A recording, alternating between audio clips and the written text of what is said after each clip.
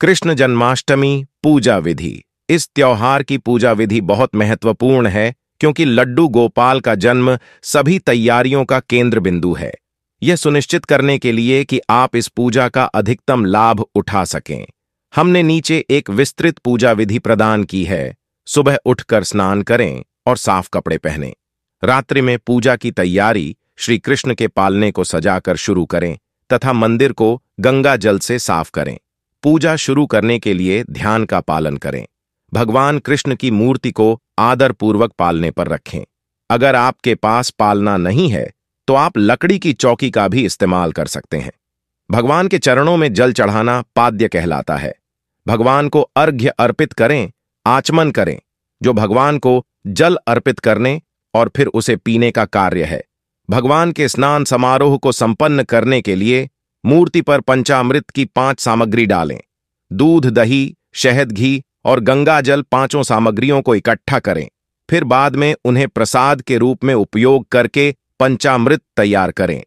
मूर्ति को नए वस्त्र और सामान से सजाएं, जिसे देवता का श्रृंगार कहा जाता है। भगवान को पवित्र जनेऊ अर्पित करें। फिर भगवान पर चंदन का लेप लगाएं। मूर्ति को मुकुट, आभूषण, मोर पंख और बांसुरी से सजाएं। भगवान को फूल और तुलसी के पत्ते अर्पित करें। धूप बत्ती और तेल का दीपक जलाएं। भगवान को माखन और मिश्री का भोग लगाएं। भगवान को नारियल, सुपारी, हल्दी, पान और कुमकुम से बना तांबूलम भेंट करें। भगवान के सम्मान में कुंज बिहारी की आरती गाएं और फिर परिक्रमा करें। अपने हाथ जोड़ें और प्रभु से प्रार्थना करें कि वह आपको और आपके परिवार को सभी विपत्तियों से सुरक्षित रखें। कृष्ण जन्माष्टमी का महत्व।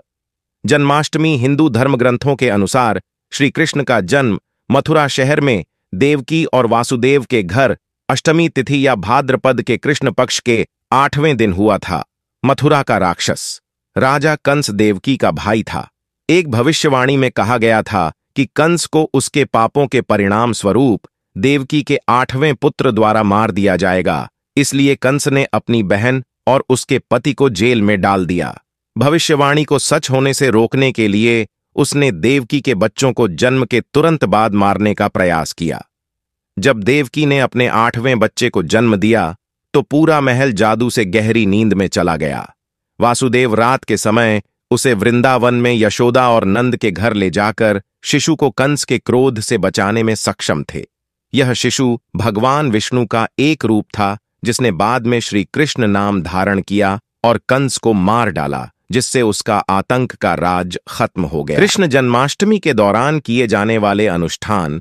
कृष्ण जन्माष्टमी पर किए जाने वाले अनुष्ठानों का इस बात से बहुत संबंध है कि सभी उम्र के लोग इस त्योहार को क्यों पसंद करते हैं। इस दिन से जुड़ी कुछ महत्वपूर्ण प्रथाएं इस प्रकार हैं। कृष्ण जन्माष्टमी के अवसर पर भक्त पूरे दिन उपवास रखते हैं।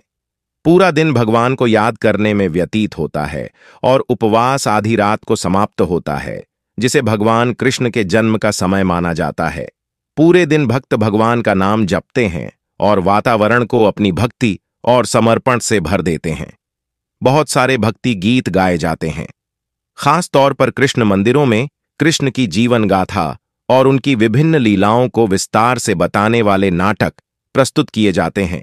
कृष्ण और उनकी गोपियों की वेशभूषा में सजे बच्चे रासलीला करते हैं।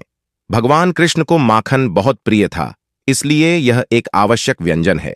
छोटे गोपाल को प्रसन्न करने के लिए भक्त दूध, सूखे मेवे, चीनी और खोए से बनी मिठाइयां चढ़ाते हैं। कृष्ण की शिक्षाओं और जीवन के अर्थ को याद रखने में हमारी मदद करने के लिए भगवद गीता के अंशों को जोर से सुनाया जाता है। कृष्ण जन्माष्टमी का ज्योतिषीय महत्व। भगवान कृष्ण के जन्म की कहानी निस्संदेह अविश्वसनीय रूप से आकर्षक और रोमांचकारी है। उनका जन्म कृष्ण पक्ष या क्षीण चंद्र चरण के दौरान अष्टमी तिथि के रोहिणी नक्षत्र में हुआ था। हिंदू कैलेंडर के अनुसार उनका जन्म भाद्रपद के महीने में हुआ था।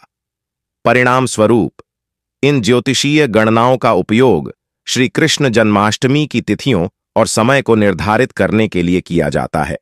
वह रक्षक हैं जो दुनिया को अधर्म और उसके अनुयायियों द्वारा नष्ट होने से बचाते हैं।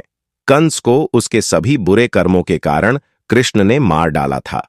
इसलिए जब भी दुनिया में अराजकता और आतंक का बोलबाला होता है, भगवान विष्णु धर्म के शासन को बहाल करने के लिए धरती पर विभिन्न अवतार लेते हैं। जब देवकी ने अपने 8वें पुत्र को जन्म दिया तो दैवीय हस्तक्षेप से मथुरा राज्य में सन्नाटा छा गया। वासुदेव ने स्थिति का लाभ उठाया और अपने शिशु को मथुरा से बाहर ले गए। भारी बारिश में कृष्ण को टोकरी में ले जाया गया। शेषनाग, जिन्हें सांपों के राजा के रूप में जाना जाता है, ने अपने 5 सिर वाले फन से दोनों की रक्षा की। दैवीय शक्तियों की मदद से वासुदेव यमुना नदी को पार करके गोकुल पहुंचने में सफल हुए। वासुदेव अपने पुत्र को यहां लाए और उसे उसके पालक माता पिता यशोदा और नंद के पास छोड़ दिया। दूसरी ओर यशोदा ने एक लड़की को जन्म दिया था जिसे देवी दुर्गा का अवतार माना जाता था। वासुदेव उस नवजात लड़की को वापस मथुरा ले गए। उन्होंने कंस को यह सोचने के लिए धोखा दिया कि देवकी के 8वें बेटे के हाथों उनकी मृत्यु की भविष्यवाणी झूठी है, जिससे उन्हें राहत और खुशी महसूस हुई। हर साल भक्त अपने भगवान और रक्षक कृष्ण के जन्म पर बहुत उत्साह के साथ जन्माष्टमी का त्योहार मनाते हैं। श्री कृष्ण जन्माष्टमी का पर्व भारत समेत पूरी दुनिया के कई हिस्सों में बड़ी धूमधाम से मनाया जाता है, लेकिन कान्हा की जन्मस्थली मथुरा में इस उत्सव की धूम देखने लायक होती है। मथुरा वृंदावन में भगवान श्री कृष्ण का जन्मोत्सव की तैयारियां शुरू हो चुकी हैं। इसके लिए व्यापक सुरक्षा के इंतजाम किए जा रहे हैं।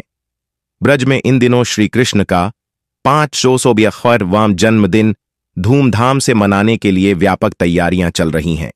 देश भर में कई भक्त अपने घरों में भी श्री कृष्ण के जन्मस्थल मथुरा की जन्माष्टमी के अनुसार ही व्रत रखते हैं और कनुआ का जन्मदिन मनाते हैं। आपको बता दें कि इस बार मथुरा वृंदावन में 2 दिनों तक श्री कृष्ण जन्माष्टमी का उत्सव मनाया जाएगा। अधिकारियों ने बताया कि ब्रज में इन दिनों श्री कृष्ण का 551वां जन्मदिन धूमधाम से मनाने के लिए व्यापक तैयारियां चल रही हैं। अलग अलग दिन होगी मथुरा वृंदावन की जन्माष्टमी। मथुरा के श्री कृष्ण जन्म स्थान सहित सभी प्रमुख मंदिरों में जन्माष्टमी का पर्व 26 अगस्त की मध्य रात्रि को मनाया जाएगा, जबकि वृंदावन के ठाकुर मंदिर में जन्माष्टमी 27 अगस्त की रात्रि में मनाई जाएगी। ऐसे में यहां आने वाले श्रद्धालु 2 दिन जन्माष्टमी का आनंद ले सकेंगे। हर वर्ष भाद्रपद मास के कृष्ण पक्ष की अष्टमी तिथि की मध्य रात्रि भगवान श्री कृष्ण का जन्मोत्सव मनाया जाता है। इसके दूसरे दिन नवमी के अवसर पर मंदिरों में नंदोत्सव, कृष्ण जन्म की खुशी का उत्सव मनाया जाता है। संतों के अनुसार इस बार ब्रज में सभी मंदिरों एवं ब्रज के घरों में भगवान श्री कृष्ण के जन्म का उत्सव 26 अगस्त की मध्य रात्रि को मनाया जाएगा। दिन में व्रत रखा जाएगा और रात के 12 बजे भगवान के जन्म के बाद धनिया से बनी पंजीरी का भोग लगाकर व्रत का पारण किया जाएगा। वृंदावन स्थित ठाकुर बांके बिहारी मंदिर में श्री कृष्ण जन्माष्टमी 27 अगस्त को मनाई जाएगी। मंदिर के प्रबंधक मुनीश शर्मा ने बताया कि बांके बिहारी मंदिर में वर्ष भर आयोजित होने वाले सभी पर्वोत्सव मंदिर के